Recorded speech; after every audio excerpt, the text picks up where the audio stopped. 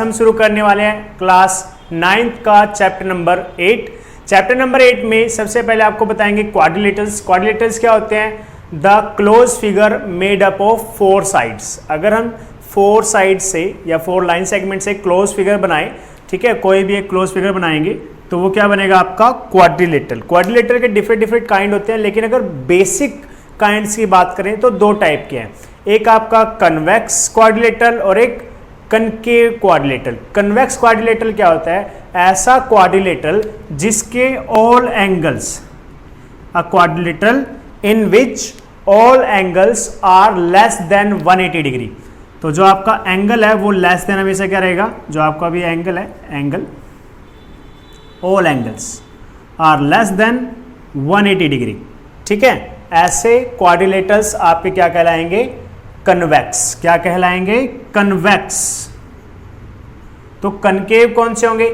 ऐसे क्वाड्रिलेटरल जिसमें कोई भी एक एंगल 180 डिग्री से बड़ा हो, ठीक है। एक या एक से ज्यादा भी हो सकते हैं, ठीक है।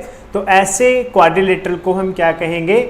आपका कनकेव क्वाड्रिलेटरल। लेकिन क्वाड्रिलेटरल के अंदर तो सिर्फ और सिर्फ एक ही एंगल है जो 180 डिग्री से बड़ा हो सकता है, बाकी एंगल नहीं होंगे। लेकिन हम किसी बाकी पॉलीगन्स की बात करें तो उसमें हो सकता है कि एंगल्स जो है आपके मोर देन 180 डिग्री हो जाए, ठीक है। तो मैं आपको एक ऑप्शन बना के दिखाता हूँ, एग्जांपल कनकेव का। ये मैंने एक क्वाड्रिलेटरल बनाया है, ठीक है। ये अगर मैं यहाँ पर एंगल इसकी बात करूँ तो बाकी एंगल्स तो 180 डिग्री से छोटे हैं, बट एक एंगल आपका क्या हो चुका है? ग्रेटर देन 180 डिग्री, ठीक है। या फिर आप कह सकते हो रिफ्लेक्स एंगल, जिसके पास कैसा होता है?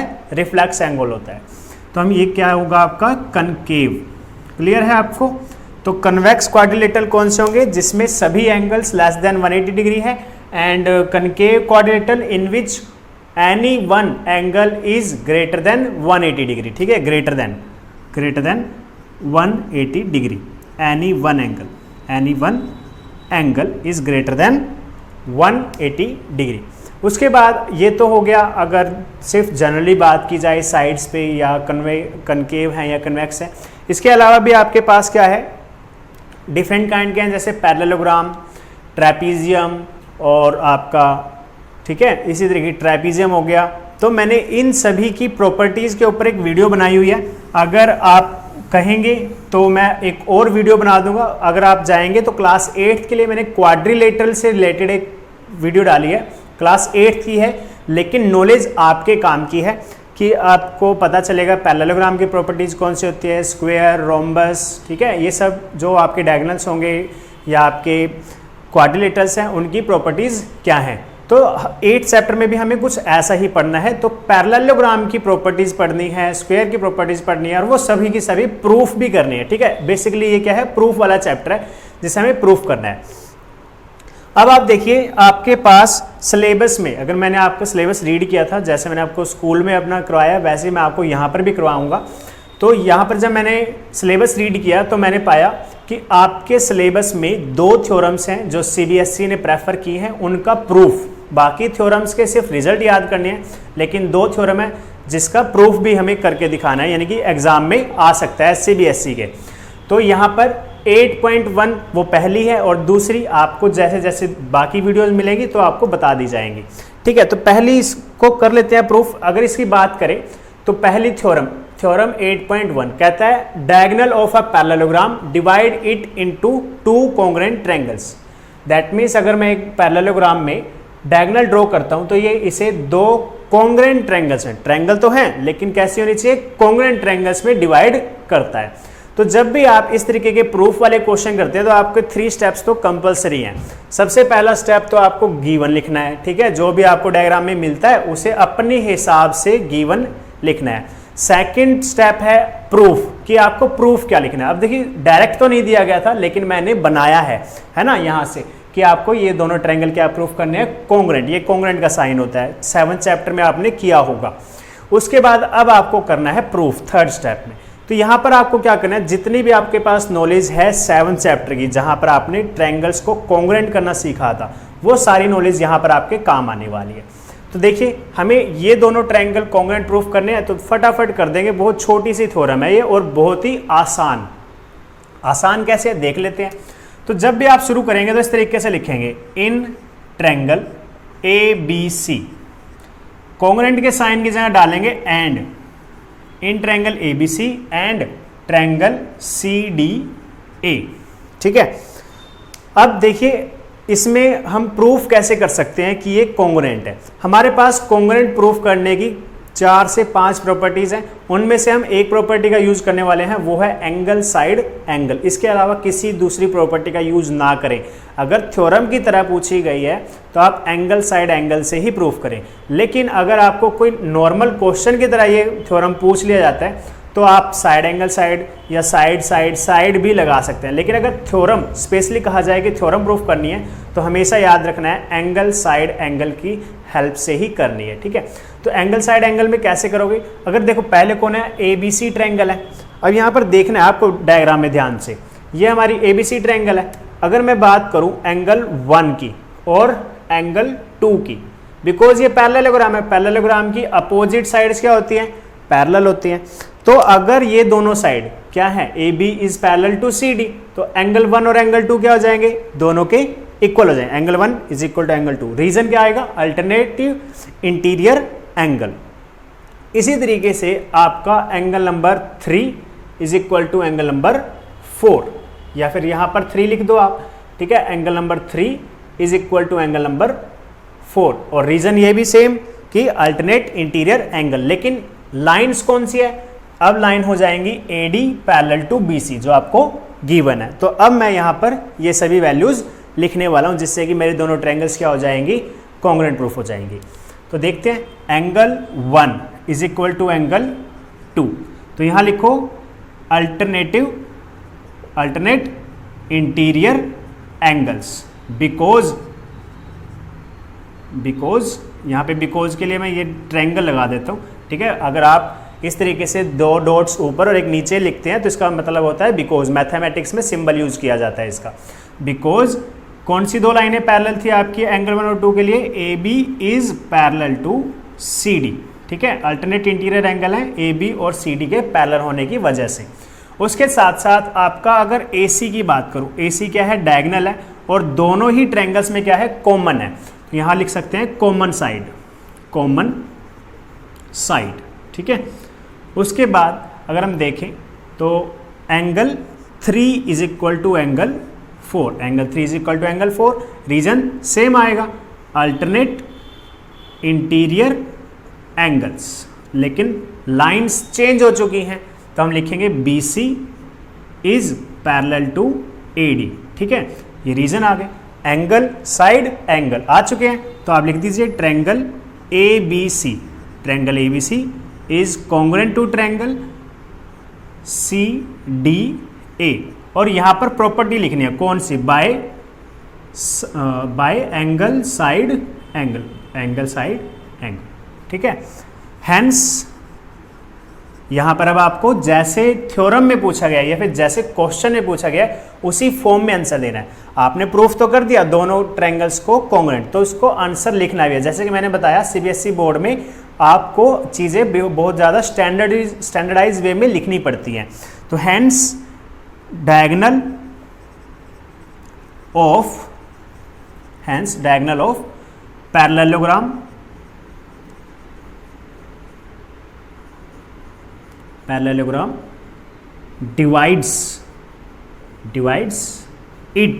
divides it into 2 congruent triangle. ठीक है, और लास्ट में क्या लिख देंगे, हैंस प्रूव्ड।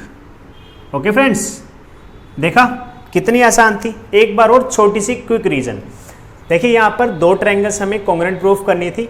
पहला एंगल 1 और एंगल 2, क्योंकि ए बी सी डी के पैरेलल है तो अल्टरनेट इंटीरियर एंगल्स क्या होते हैं, इक्वल होते हैं। उसके बाद ए सी हमारा जो डायगोनल है वो दोनों ही ट्रायंगल्स में क्या है, कॉमन, तो हमने लिख दिया कॉमन साइड। एंगल 3 और एंगल 4 क्या है, alternate interior angle, but side change हो चुकी है, क्योंकि किस साइड के साथ, देखो 4 जो है वो AD के साथ बन रहा है, तो AB का तो नाम नहीं ले सकते उसके बीच में, तो इसीलिए हमने लिखा BC पैरेलल टू AD। अब हमारे पास एंगल आ गया, साइड आ गया और एंगल, तो दोनों ट्रायंगल क्या हो चुके हैं, congruent bye angle side angle, और यही हमें प्रूफ करना था, हैंस प्रूव्ड। यहाँ पर आपकी थ्योरम 1 खत्म। अब हम एक्सरसाइज 8.1 के कुछ क्वेश्चंस ट्राई करते हैं और देखते हैं कि वो कितने आसान है। ओके, नाउ अगर हम फर्स्ट क्वेश्चन की बात करें तो इस क्वेश्चन में आपको प्रूफ करने जैसा कुछ नहीं दिया, तो आपको प्रूफ वाले गिवन टू प्रूव या फाइंड वगैरह ऐसा कुछ नहीं लिखना है। यहाँ पर जस्ट आपको सिंपल एक क्वेश्चन दिया है कि किसी क्वाड्रिलेटरल में एंगल्स हैं, उनकी रेशो है और एंगल्स को फाइंड आउट करो। देखो आपके पास क्या है, क्वाड्रिलेटरल है, ठीक है, इसके आपके पास क्या दिया इसने, 4 एंगल्स और चारों एंगल्स के रेशो। तो आप क्या करेंगे, सबसे पहले ऐसे जहां पर रेशो वाले क्वेश्चन होते हैं, आपको यहां पर भी मिल सकते हैं या 3rd चैप्टर में मिल सकते हैं, और कहीं भी अगर रेशो वाले चैप्टर क्वेश्चंस मिलते हैं तो आपको सबसे पहले तो यही लाइन लिखनी है जो रेशो लिखी है। तो हम यहां पर आंसर लिखेंगे, here the ratio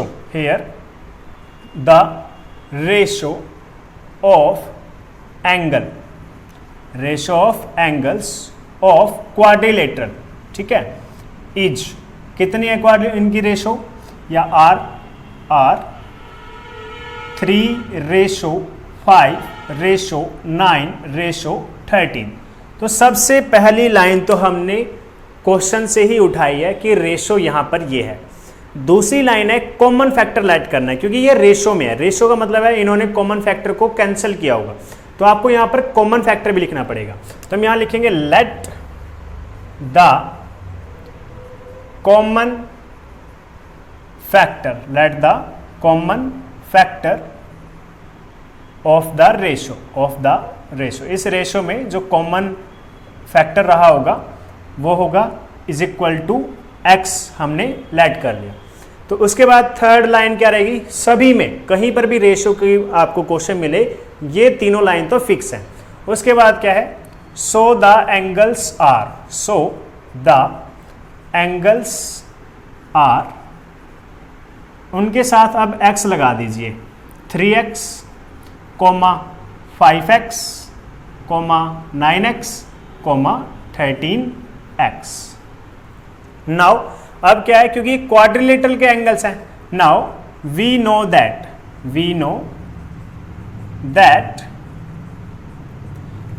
some of all angles of quadrilateral is equal to 360 degree, ठीक है ना। तो इनका सम दैट मीन्स ये 4 एंगल्स हैं, चारों एंगल को प्लस कर दो, 3x plus 5x plus 9x plus 13x is equal to 360 degree. अब यहाँ से ये सभी वेरिएबल्स हैं x के, तो आप इन्हें क्या कर सकते हैं, ऐड कर सकते हैं। 3 + 5 8, 8 + 9 17, 17 + 13 30, ठीक है। तो आंसर आ गया 30x और इज इक्वल टू 360 डिग्री।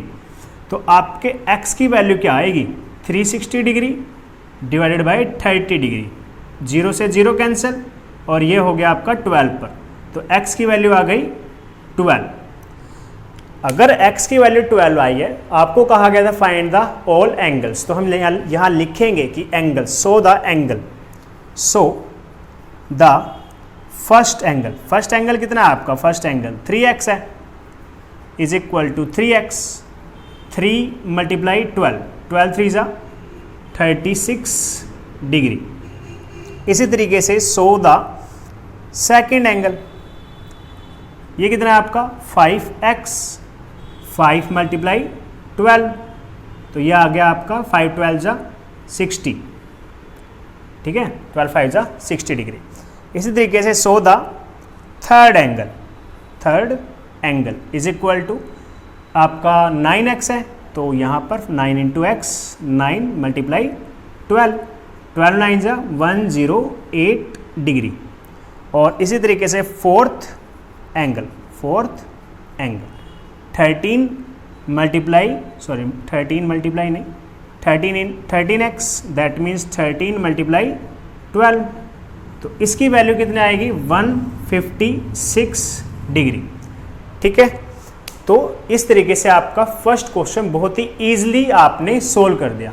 3 लाइनें हमेशा रेशो वाले क्वेश्चन में रहेंगी क्योंकि हमें पता है क्वाड्रिलेटरल के जो भी आपके एंगल्स होते हैं, यहाँ पे लिख दो reason, angle sum property of quadrilateral.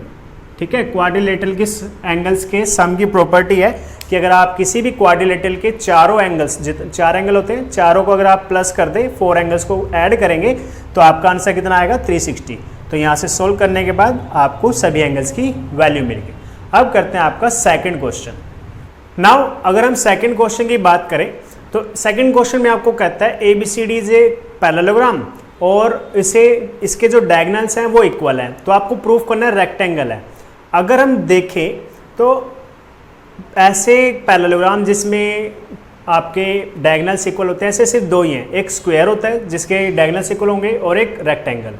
तो स्क्वायर के लिए तो आपको साइड भी इक्वल प्रूफ करनी पड़ेगी, बट यहाँ तो आपको सिर्फ रेक्टेंगल प्रूफ करना है, दैट मीन्स 90 डिग्री का एंगल प्रूफ कर दो, क्योंकि बाकी सारी प्रॉपर्टीज तो पैरेललोग्राम की पहले से ही प्रूफ हो चुकी है क्योंकि वो नाम ही पैरेललोग्राम है, जैसे कि साइड पैरेलल होनी चाहिए, अपोजिट साइड इक्वल होनी चाहिए, सारा क्या है पैरेललोग्राम की प्रॉपर्टी पहले से ही है। तो बस अब प्रॉपर्टी एक रह गई थी या 2 कह लीजिए, एक तो आपकी डायगोनल्स इक्वल रहने की और दूसरा आपके 90 डिग्री की। तो एक प्रॉपर्टी इन्होंने खुद ही कह दिया कि डायगोनल्स क्या है इक्वल, दूसरी प्रॉपर्टी जो रह गई है कि वो 90 डिग्री के एंगल्स होने चाहिए। अब देखिए पैरेललोग्राम में क्या होता है, अगर एक एंगल मान लीजिए यहाँ पे 90 डिग्री का है तो उसके अपोजिट एंगल भी क्या हो जाएगा इक्वल होता है, दैट मीन्स 90 डिग्री।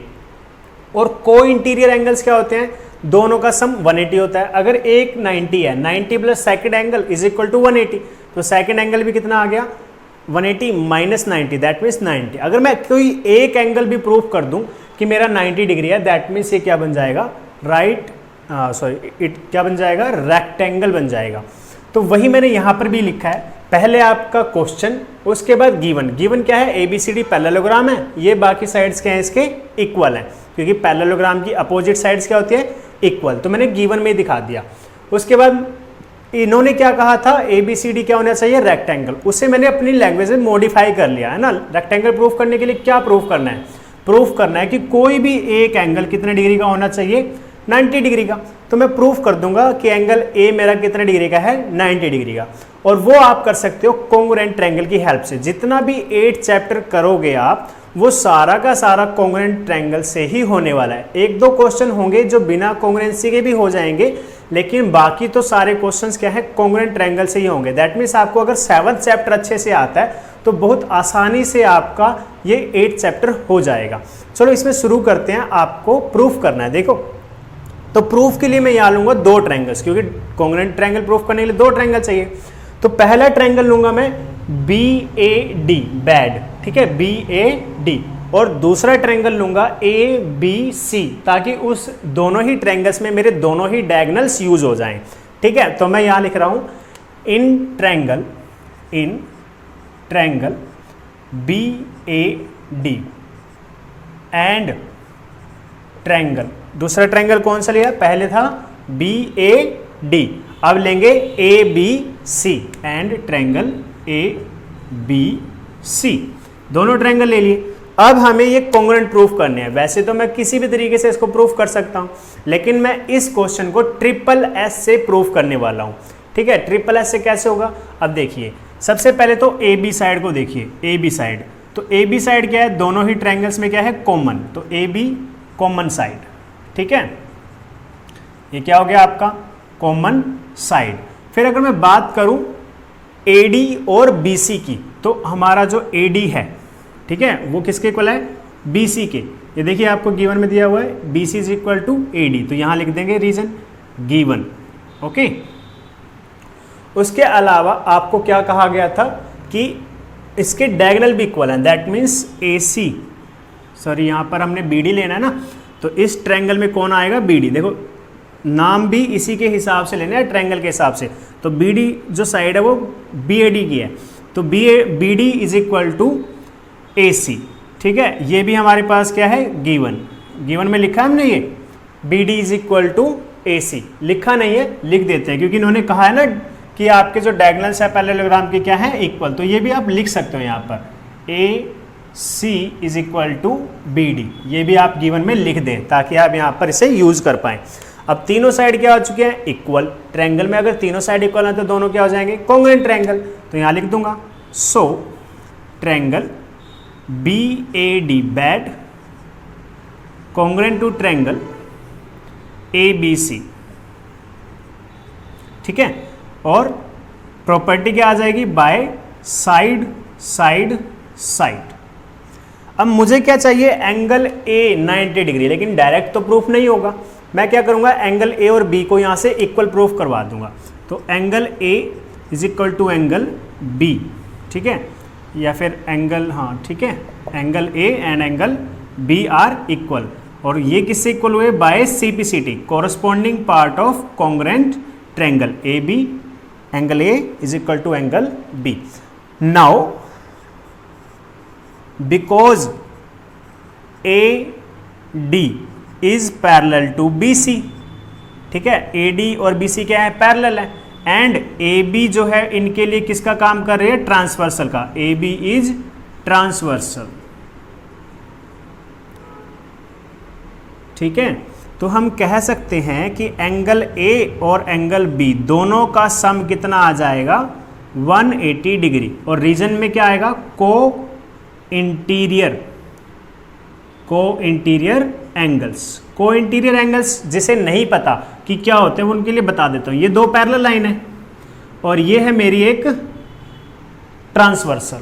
तो अगर पैरेलल लाइन के तरफ और इस तरीके से दोनों एक साइड पर अगर एंगल्स बने हुए, जैसे एंगल ए और एंगल बी, तो ये दोनों एंगल्स क्या होते हैं, को इंटीरियर एंगल कहलाते हैं। और इनका सम पैरेलल लाइंस के लिए हमेशा 180 डिग्री रहेगा। अब देखो यहाँ पर आपने प्रूफ कर दिया कि एंगल ए एंगल बी के बराबर है, तो मैं यहाँ लिख सकता हूँ angle A plus angle A is equal to 180 degree. कहाँ से लिखा ये, फ्रॉम इक्वेशन नंबर 1, ठीक है। इक्वेशन नंबर 1 से लिख दिया कि एंगल जो ए है वो बी के बराबर है, तो बी के स्पेस पर क्या रख दिया, ए। तो ये बन गया twice of angle A is equal to 180 degree. तो ए की वैल्यू क्या आ गई, 180 डिवाइडेड बाय 2, ठीक है ना, 180 divided by 2 that means 90 degree. यही तो प्रूफ करना था। तो अब यहां लिख सकते हो hence A B C D is a rectangle. क्या है ये, रेक्टेंगल आपका, ठीक है। Hence proved. और ये हो गया हमारा क्वेश्चन प्रूफ, ठीक है फ्रेंड्स। आसान था, एक बार फिर छोटा सा रिवाइज कर लेते हैं। हमें रेक्टेंगल प्रूफ करना था, तो रेक्टेंगल प्रूफ हो जाएगा सिर्फ ये दिखाने से कि कोई भी एक एंगल क्या है 90 डिग्री का। और उसके लिए क्या करना पड़ा, पहले दोनों ट्रायंगल्स को कॉन्ग्रुएंट, फिर दोनों एंगल्स इक्वल, दोनों एंगल्स का सम को इंटीरियर 180 डिग्री दिखाया। और 180 के बाद क्योंकि इक्वल तो पहले से कर चुके हैं, उनको रिप्लेस किया, ट्वाइस आया, डिवाइड करके एंगल ए की वैल्यू 90 निकाल दी। और हमारा जो पैरेललोग्राम ABCD था वो हमने प्रूफ कर दिया कि क्या है, एक रेक्टेंगल है और hence proof. Okay friends, I hope आपको वीडियो अच्छी लगी होगी और क्वेश्चन जो आपको मैंने समझाया है वो आपकी हेल्प करेगा। अगर आपके कोई भी सजेशन है तो आप कमेंट बॉक्स में ज़रूर लिखें, हमें बहुत अच्छा लगता है जब आपके कमेंट्स मिलते हैं। ओके फ्रेंड्स, आज के लिए बस इतना ही। Thank you, have a good day.